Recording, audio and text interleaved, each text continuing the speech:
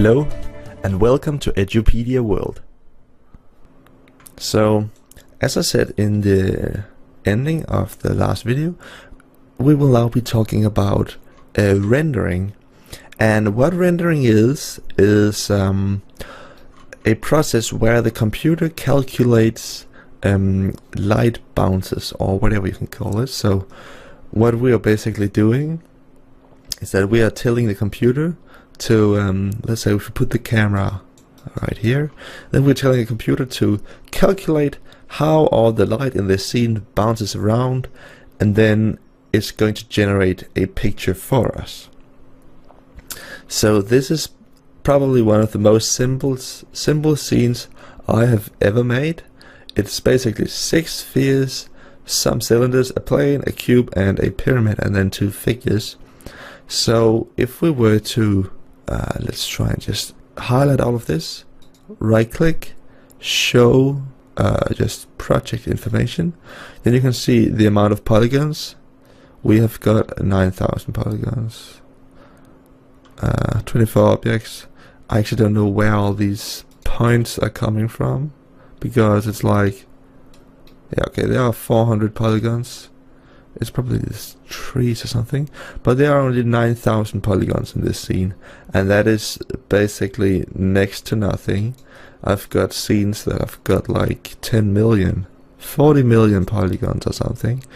So this is very simple. Also nothing, no lights or anything. So this is going to be very easy for the program to render.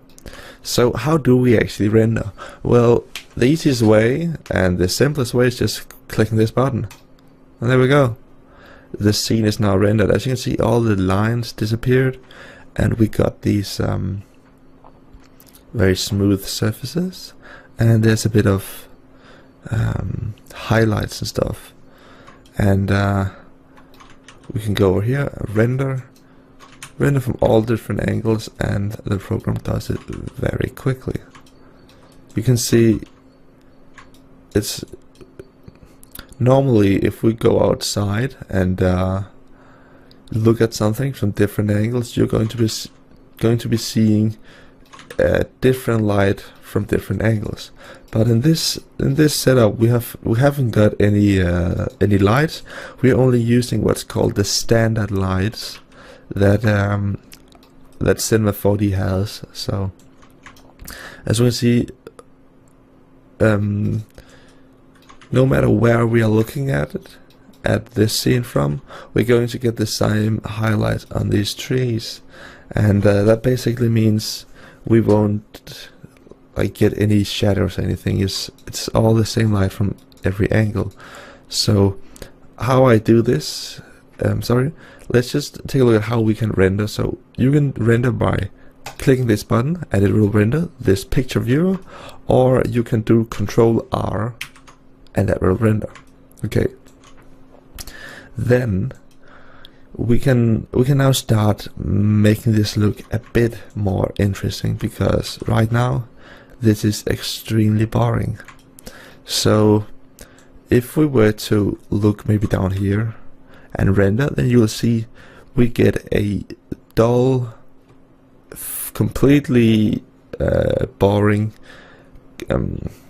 plane here at the bottom, and then this cylinder that just comes to a sharp end like that. And that's because of 2 reasons. First of all, we have got very simple modeling, so it's just 2 almost completely straight surfaces, and also because we haven't got anything called ambient occlusion. And what ambient occlusion does is that it adds like shadows to these corners and all the places where there are small little curves and stuff, or small like indents and stuff. Ambient occlusion fills that up with like shadows and stuff. So we can try and add some ambient occlusion to this scene. So if you go up to this this icon here, it's called Edit Render Settings, and you can get to it by doing Ctrl+B. Then we can add an effect. So you don't actually have to do anything with these settings. You can just go down here to Effect and then find the effect called Ambient Occlusion. It's here in the top. Bam. And that's about it. Just close this and do Ctrl+R once again. So if we were to look down here at the corner again, then we will see that this time there are actually a bit of shadow here in this corner. And if we were to look at these men, then we can actually see there are some shadows where their joints are. They are like standing and there is a shadow. And in my opinion, this looks much nicer. It adds a lot of realism, because if you look, maybe you've got your keyboard, look under the keyboard and see, well, there's a shadow. Everything, almost everything casts these kind of shadows. So right now we can actually see that this man is floating in the air. Let's try and correct that. Let's just do it like this. See, now his shadows look a bit different than this guy's, because he's still floating in the air. Just move him down. And there we go.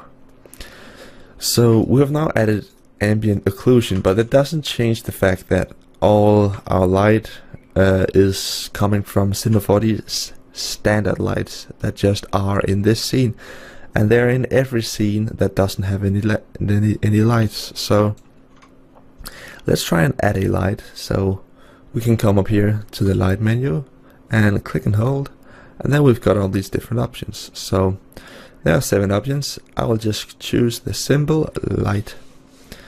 And now something interesting happened. We've got a light that we can move around, and as you can see, this light actually creates shadow on the side of these objects that aren't being lit. So let's try and place it over here to the side, and then come over here and do Ctrl+R.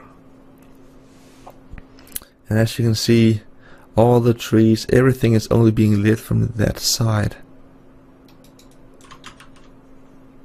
There we go. There are no light on this side, only on the side over here where the light comes from. So you will notice a few things.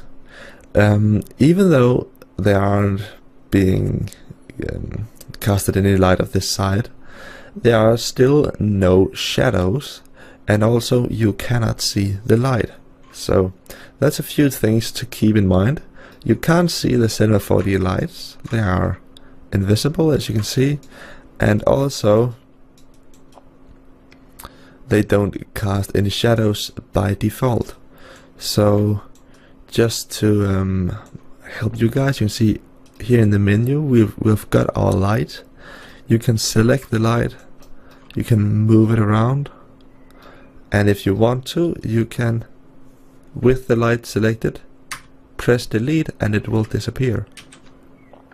Let's just undo that, and we will now try to add a shadow. So adding shadows to lights, it's done individually. So you can have 5 lights in your scene, and only one of them will cast shadows. So let's take this light, go into the properties panel, and you can see there's a bunch of different things: details, visibility, shadow. Shadow is what we want.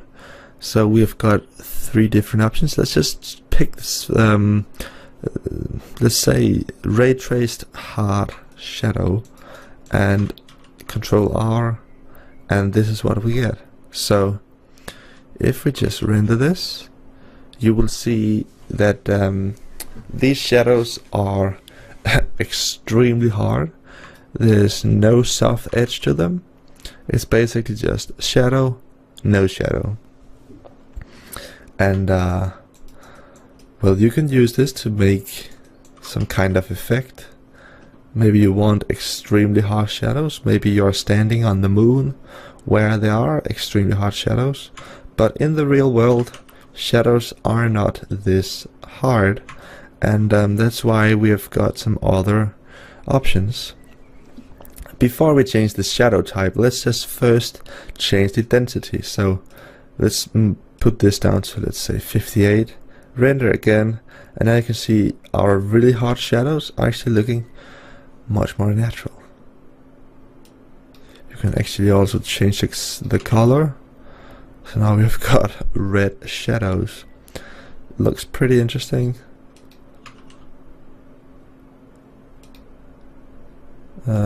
Let's make them black once again and put this up to 100 again. So we've got these very harsh shadows. We can then change it to, let's say, shadow maps, soft, Ctrl+R, and we get these much softer shadows. And if we are outside, then these shadows are much more realistic, because it's not only the sun that's, or well, it is the sun that's adding light to our world, but it's not just shining on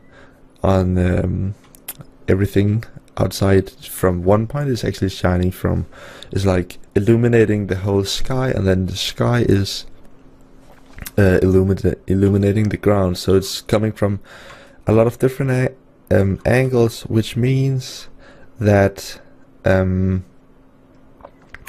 that it's going to be soft shadows like we see right here.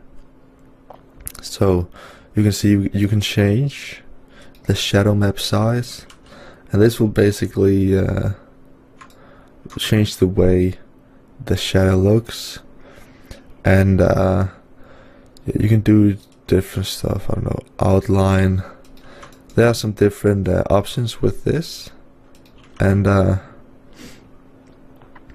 they are pretty cool. But this is still, sorry, let's do 60. This is still not the way that I like to do my shadows. Actually, this looks pretty nice, but it's still not the best. So if we were to choose an area shadow, just render this, then we will see that the area shadows take a bit more time to render, but they give the absolute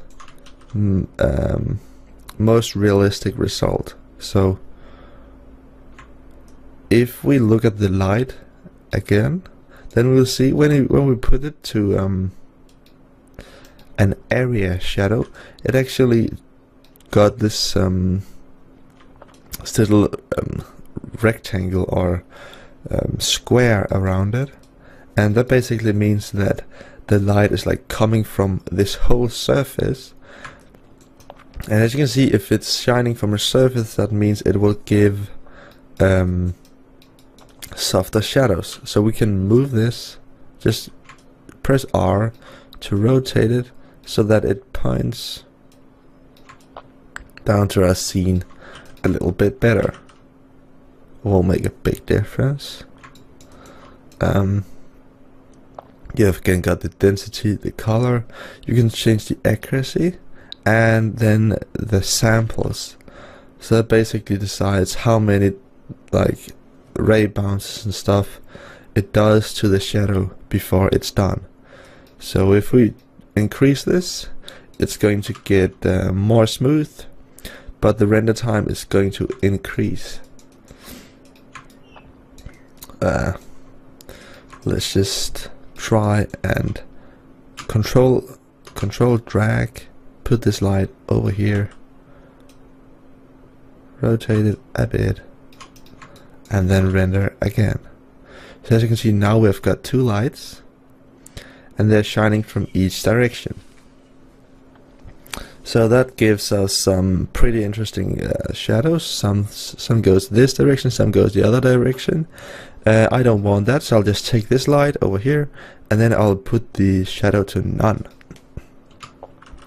And this means that I will still get the light on this side, but but I'll not get the shadows. I'll only have shadows in one direction, but I'll still have lights from two sides.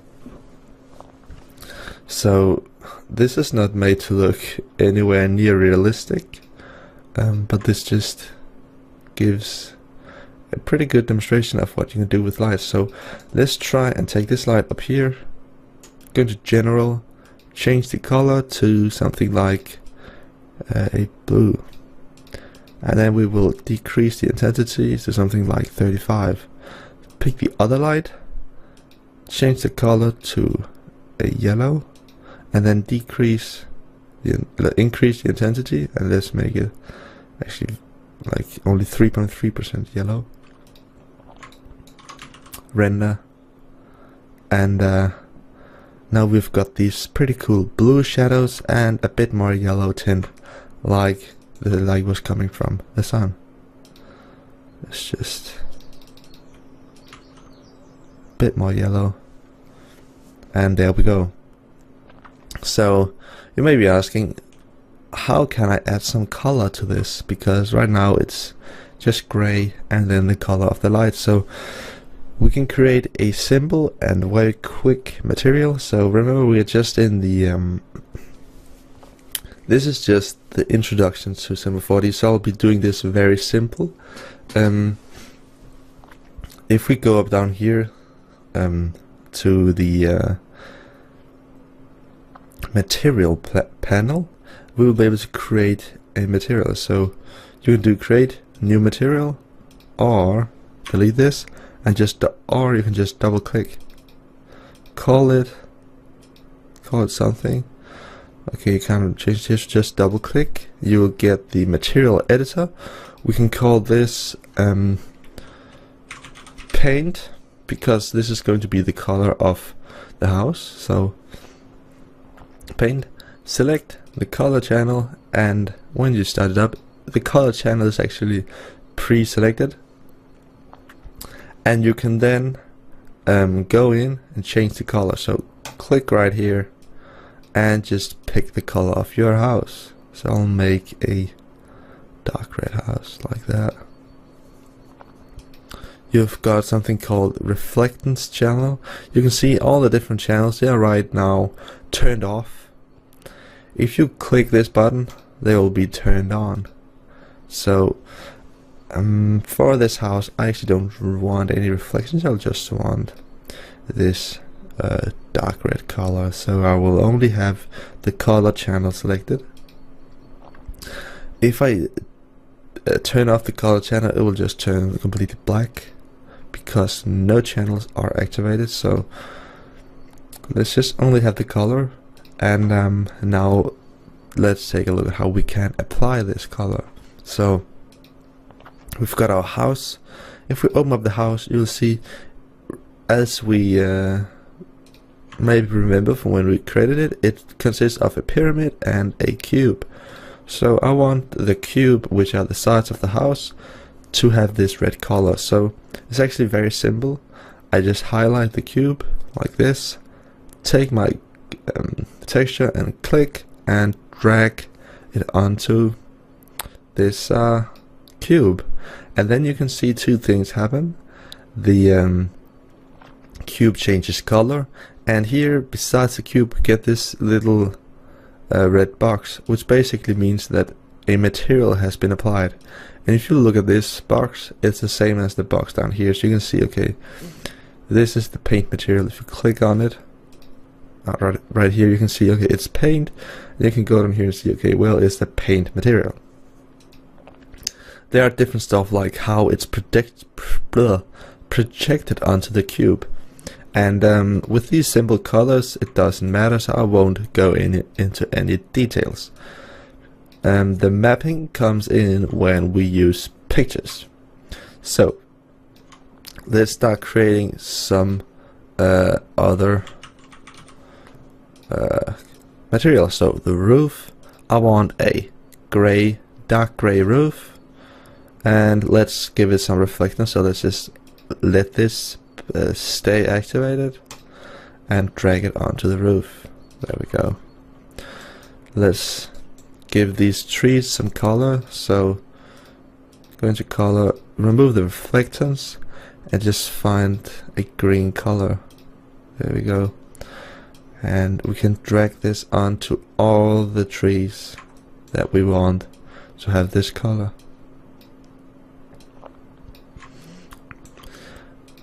Let's make a color for the wood. So wood does not need any reflectance, because how often do you look at like a tree and then go like, holy cow, this wood reflects light? Well, you probably think that let's count 0 times in your life you've never looked at wood and thought, holy cow, it's reflecting light. And that's because wood does not reflect light. So these materials, they've got, if we go in here, you can see there are some realistic settings, like the color, the transparency, the reflectance, the bump means like the bumpy surface and stuff. So there are a lot of these things that are true to nature, or just kinda true, and you need to match these settings with whatever you're creating. So you can see this is just some cartoon stuff. That means, of course, if we did this in real life, we would have like a wood texture, like a picture of actual wood that would then get wrapped around this cylinder. But since this is just the introduction, it's very simple, we'll not be doing that. Let's make a quick skin color, no reflection, because, well, I don't know, people probably don't reflect light. Let's make some very Scandinavian color. I don't know. Add that onto these guys. And the ground, let's make the ground. Let's make the ground green, like grass, but a bit lighter than these trees. So as you can see, now we've got some color. And if we do Ctrl+R, then our picture is actually coming together pretty nicely, if you ask me. So as you can see, we've got these guys standing here, and the only thing I can say about this that I don't like is these very dark shadows, because in my opinion nothing is that dark in the real life. So I will actually pick a color that's a bit lighter, maybe like this, maybe like the sky, and increase the intensity. Let's try and render once again. And now, in my opinion, this is much better. We've got some weird shadows on these trees, and you can sort that out by actually adding more lights. So let's put this over here like that, and let's put another light over here and another light over here. This may make it so that there are too much light, but it's going to be better than nothing. So you can see you can change this around however you want. Try messing around with these settings. Maybe move this light around, move it up a bit, rotate it. So right now you can see it's being rotated in some weird way. We want this, one of these axes to move, like be aligned to this plane. So you can go into, well, of course you can't right now when I want to show you guys. Oh, pick this guy and it will use the object rotation system. Sometimes you're able to use this instead. I honestly don't know why it got changed. But right now we can more precisely aim this down at the ground, move it up, and render. So right now we can see we've got a really nice cartoonish render. We've got some nice trees with a bit of shadows. We've got these guys down here. We can go down and say, hello mister, how is your day? Let's just try and render you and see how you look. So you've got some pretty nasty, you're not that smooth today. I don't know if you didn't shave or anything. Look at these trees, they're really nice. They look very cartoonish. I know.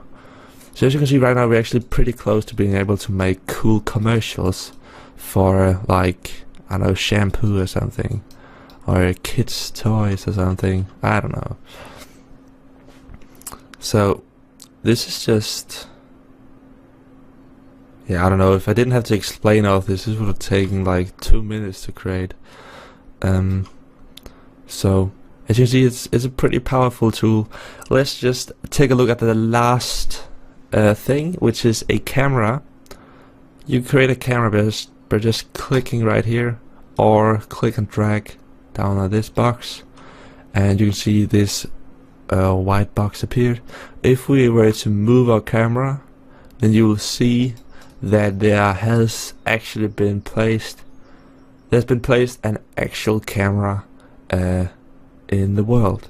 So we can move it around, and we can do all sorts of stuff. So if we were to move this down and in here, we can see, yeah, that our camera is like, we can change the perspective of the camera. If we were to click on this little I know, crosshair besides the camera, we are able to move in and out of the camera's view. So right now we are looking from where the camera is looking, and if we change our view, then let's just move it over here. If we go outside of the view, then you'll see the camera has moved with it. So you remember it was over here before, over here in this position, it's now over here. So that way we can change the position of the camera.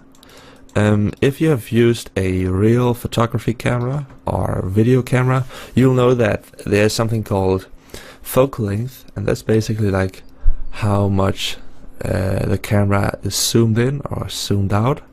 And with a camera, you can actually change the focal length compared to just this view right here.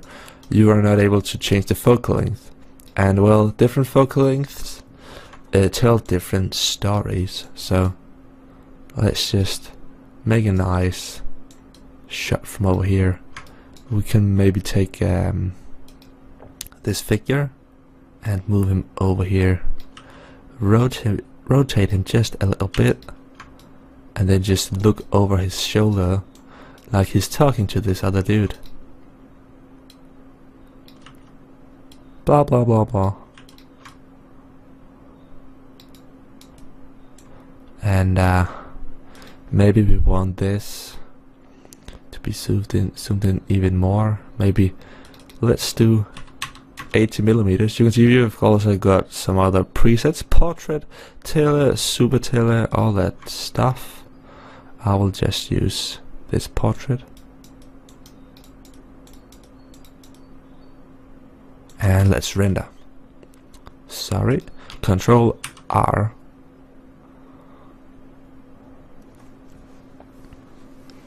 And our picture is now being rendered. So when we move on in this series, I will teach you exactly how you can use all the different options in this program. So you're gonna be able to do animation. You're gonna be able to know how to rig these characters, so you can make them move. You can animate the camera. You can make them look much more realistic than this. We will actually be creating an X-Wing from Star Wars. We'll be modeling it, texturing it, adding lighting, and we'll also be compositing it on top of some video that we got to shoot. So in the end, you will be able to add an X-Wing to your backyard. And if you get really good, you're gonna be able to make it look like it's shooting everything to pieces. So you can see there are also some other options like the sensor size, I don't know, 36 millimeters, that's like, I don't know, yeah, no, sorry, 35, that's movie. You can add the physical render stuff, that's a bit more advanced, we'll cover that later. But this was actually about it for our simple overview of Cinema 4D. We know how to add simple objects, we know how to add lights, we know how to add textures, and we know how to render an image. We know how to add ambient occlusion. So yeah, that was about it.